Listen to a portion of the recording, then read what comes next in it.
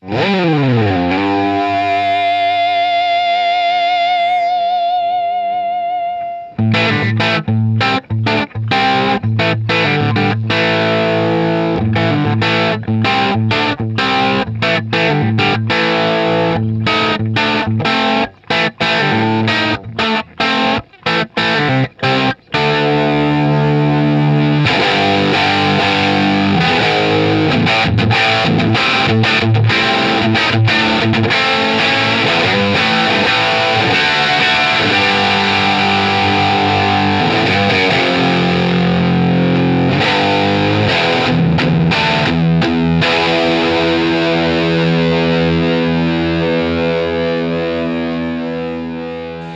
ジマートディーパーズビュー、今回は、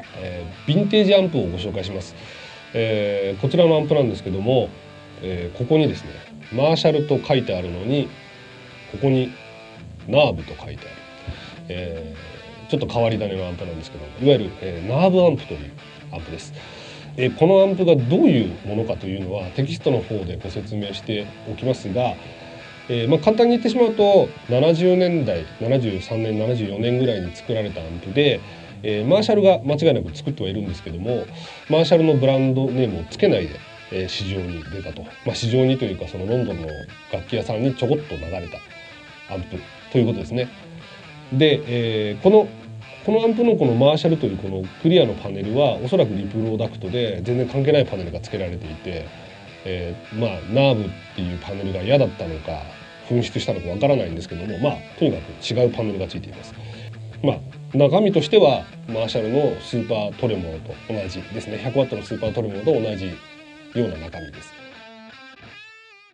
はい、それでは早速マーシャルナーブ、マーシャルナーブというかナーブアンプですね、サウンドチェックをしていきたいと思います。4つのインプットがあります。このアンプに関しては、ちょっと手を入れてあって、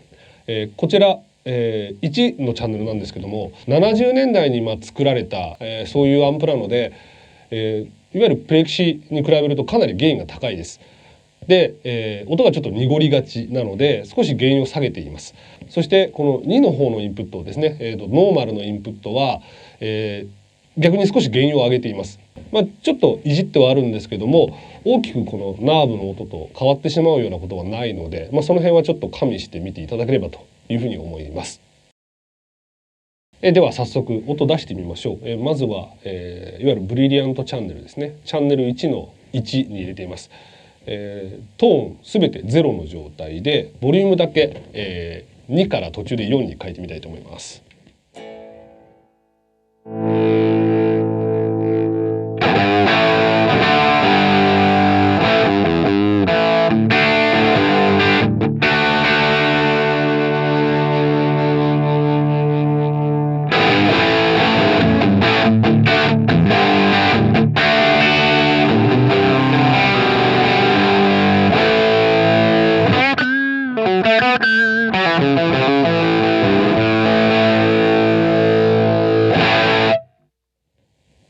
はい、どうでしょ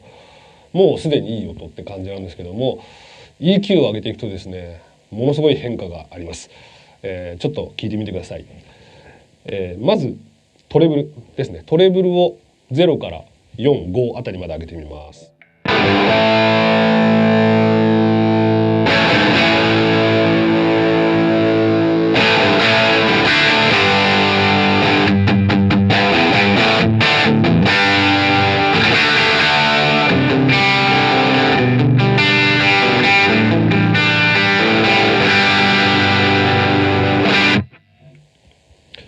どうでしょうか。トレブルが4に上がっただけなのに、わあなんてかっこいい音っていう感じの音になる。続いてミドルも0から、4、5あたりまで上げてみたいと思います。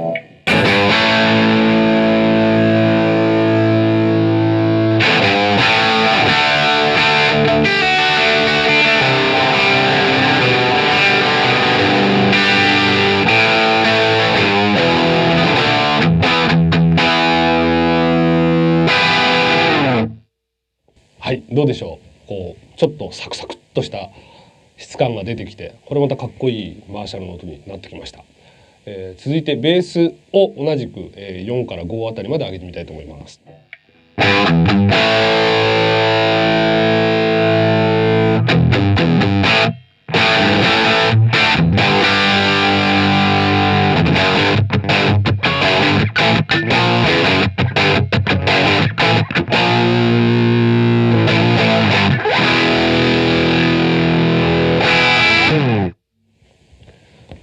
い、もう完璧、いわゆるクラシックマーシャルの音ですっていう音になりました。最後にプレゼンスをもう上げちゃいましょう。5ぐらいまで上げます。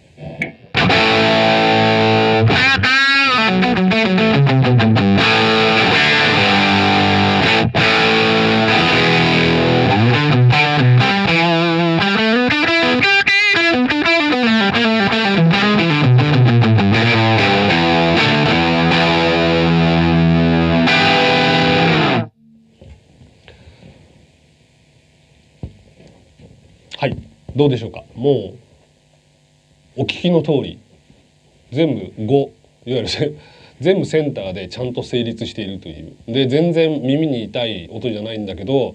プレゼンスもすごく出ている、プレゼンスというかハイのレンジですよね。でローもたっぷりあると。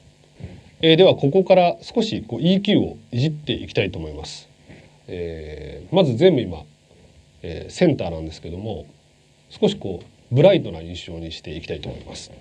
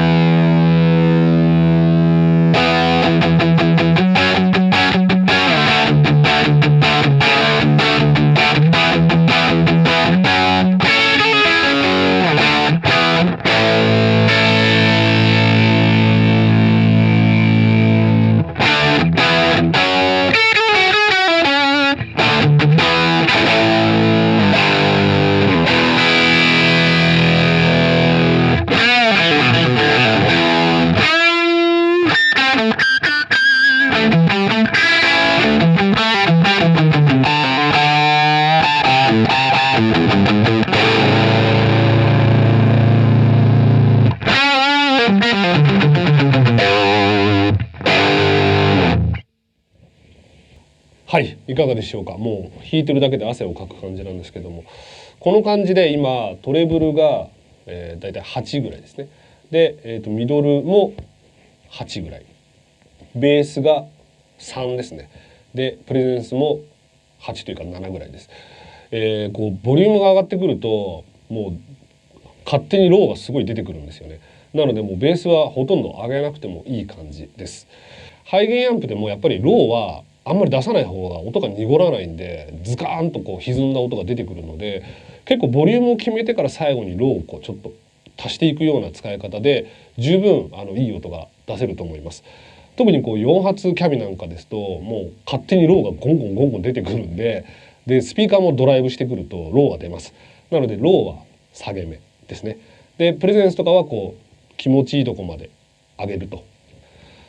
でもう一つマーシャルのキャビ、特にこれ B キャビですけども、まっすぐ飛ぶんでアンプのこのラインから上で音を聞いちゃうと多分音が作りづらいんですよね。だから離れて聞いて EQ するっていう方がいいと思います。そうじゃないと遠くにいる人たちはものすごい音で聞いているんだけど、弾いてる本人ここで弾いてると全然なんか足りないなみたいな感じになっちゃって、もうなんか自分が出したい音が全然出てこないってことになりがちなので、それはもうヴィンテージアンプだろうがモダンアンプだろうが全部そうだと思うんですけども、ちょっとそのあたりも気をつけて音を作ってあげると割と好みの音に持っていきやすいと思います。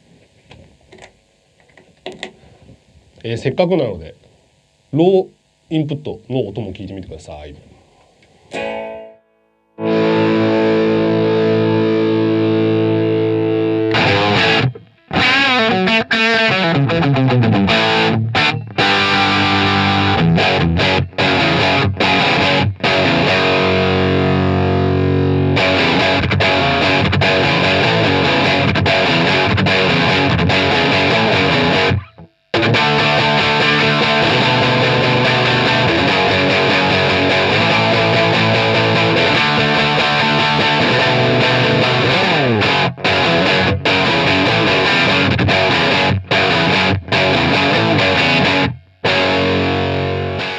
はい、どうでしょうか。こっちは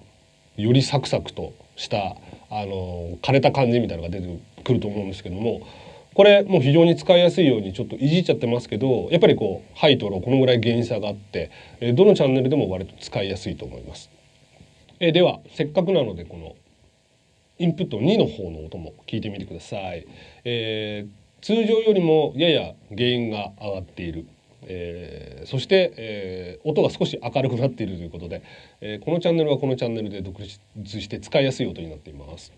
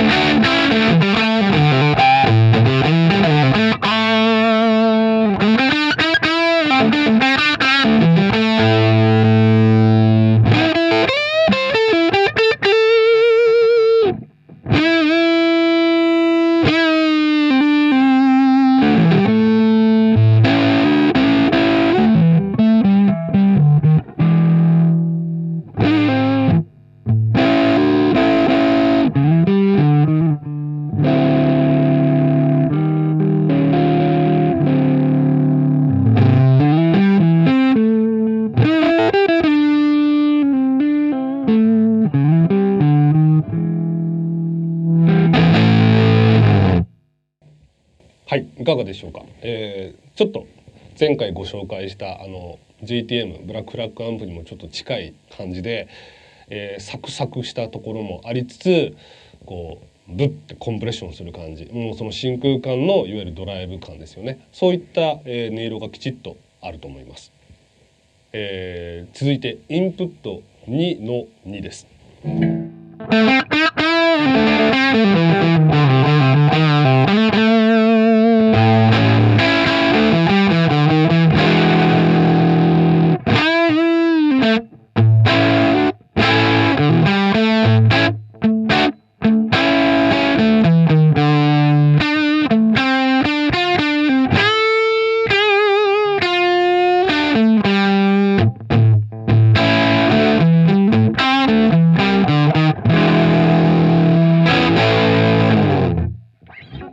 はい、いかがでしょうか。こんな感じで全部のチャンネルの音を聞いてもらいましたけども、どのチャンネルというかどのインプットもすごく独立して使える音になっていると。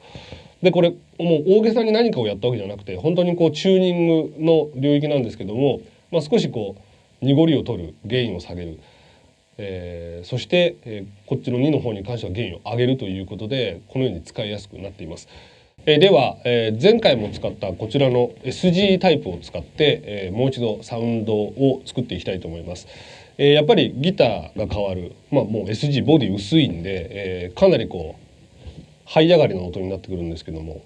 じゃあそしたら EQ どういうふうにするのかみたいなところを見ていただければと思います。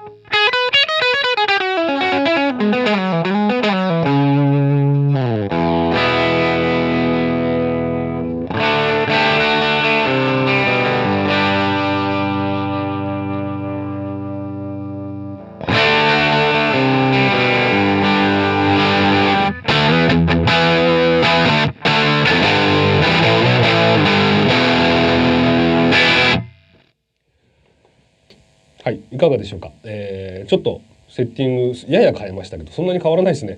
トレブルが、5ぐらいです。そして、ミドルが8、ベースも8。ベースはかなり上げました。やっぱりボディ薄いんで、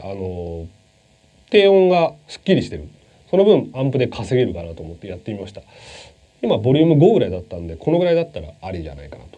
でプレゼンス8です。でプレゼンスでやっぱりかなり質感変わるので、ここが肝になってくるかなというのはやっぱり古いマーシャル全般そうだと思います。やっぱりこの SG ってどうしてもこうレスポールの影に隠れがちなんですけども、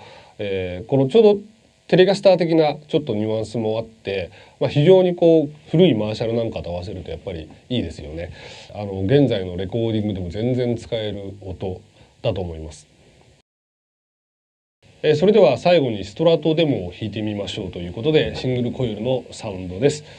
セッティングです。インプット1のハイ、ボリューム5、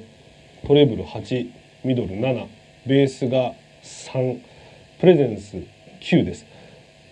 もうパッと見セッティングだけ見るとかなりこうブライトな感じなんですけども、これがどう出るか。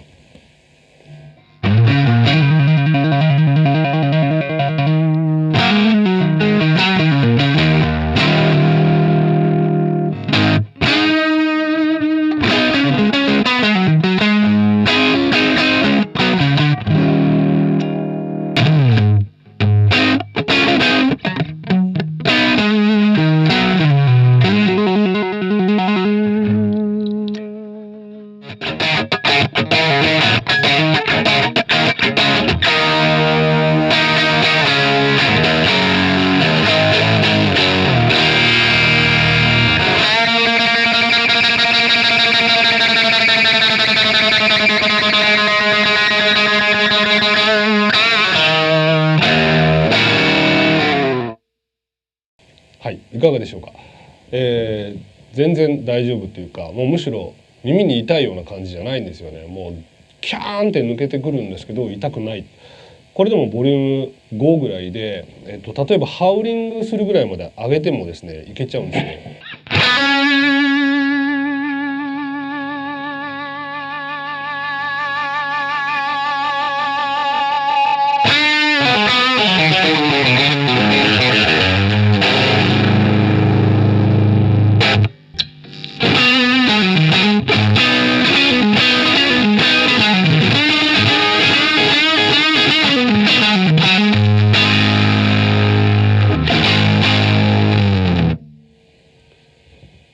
これでボリューム8ですね。もう8ぐらいまでいっても、もうこんなアンプの前で弾いても全然ハウリングとかもうノイズもすごく少ない。もうちゃんと整備したアンプで、当時のその設計意図に沿った状態だとこのぐらいやっぱりこう使い勝手がいいということですね。調整した楽器をつなぐともう本当にもうエフェクターなんていらないねっていうぐらいこう本当にここだけで調節できると。で、その時代の音が好きな皆さんはやっぱりそれじゃないと絶対得られない音がある。でもちろんエフェクターでオンオフしてもいいんですけど、そうするとこういったアンプである必要があんまりないというか、もっとアンプをクリーンなセッティングにしてペダルを踏んだ方がいいと思うんですけども、やっぱりこのセットアップじゃないとできない音とか、演奏とかですね、があると思いますので、やっぱりそういった意味では最近のそのデジタルモデリングではやっぱこの感じまでは再現できないと思いますし、やっぱりこういうアンプを好きな方がいるというのはやっぱここに全てが集約されているというふうに思います。デジマートディーパーズビュー、今回は、ヴィンテージマーシャル、マーシャルと言っていいのかわからないですけども、ヴィンテージマーシャルのナーブというアンプをご紹介しました。いかがでしたでしょうか。かなり個性的なアンプで、やっぱり他のヴィンテージマーシャルともちょっと違う。で、マーシャルの中にはそのキッチンマーシャルとか、パークもそうですけど、名前違いで出てるアンプがあって、ビッグ M とかですねあって、それぞれこうコレクション性があるというか、そのマーシャルってついてないと嫌だなっていう方は、この前の持ち主もそうだったのかもしれないですけど、マーシャルってついてないと嫌だなっていう方はマーシャルをやっぱり買うと思うんですけど、基本的にもうこれすごく調子のいいスーパーリードプレキシスーパーリードみたいな音も出るし、なんで結構面白い個体だなというふうに思います。でこれももともとはですねかなり這い上がりな、チューニングになっていて、もうキンキンのギンギンみたいな音だったんですけども、とてもストラトなんかプラグインできないよって感じだったんですけども、適正なこうメンテナンスを、とあるアンプメンテナンスを行う、人にやってもらったらですねすごく良くなったと。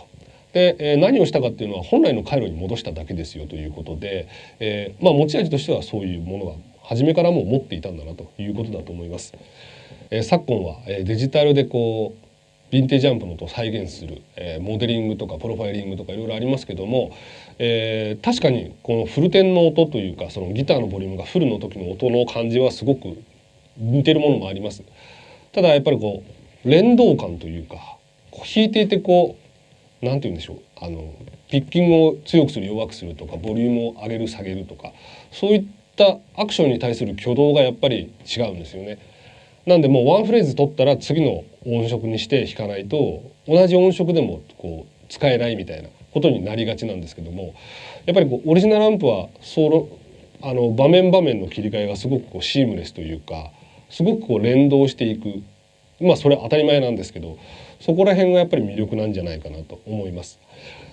この音を聞いた後今のマーシャルのヴィンテージシリーズとかを弾くとですねなんとなくそのテイストをつかめるんですよね。こうしたらこうなるな、古いアンプっぽくなるぞみたいなのにもなるので、今回の動画の音、好みはあると思いますけどもこういった音が好きな方はこの動画の音を聞いて、最近のアンプマーシャルアンプでもいいんですけどマーシャルアンプをこういじってもらうとこのぐらいだとヴィンテージっぽい音出るなとか昔ながらのマーシャルの音ってこうだなっていうのが多分こう引き出せるんじゃないかなというふうにも思います。あともう一つはやっぱり古いアンプ、維持とかメンテナンスとか非常に大変です。真空管なんで当然真空管も寿命がありますし、コンデンサーもそうですけど、70年代のアンプなんでもうそろそろ50年ぐらい経っちゃう。そうするとやっぱりコンデンサーとかもダメになったりとかもうパーツはもう変えなきゃダメなものはしょうがないと思うんですけど、コレクションするんだったら現状維持で持ってるべきだと思うんですけど、結構ちゃんと手を入れてあげると使えるようになると思います。なのできちっと昔のこういうギターアンプの音を知ってる人がメンテナンスした方が絶対いいと思うので、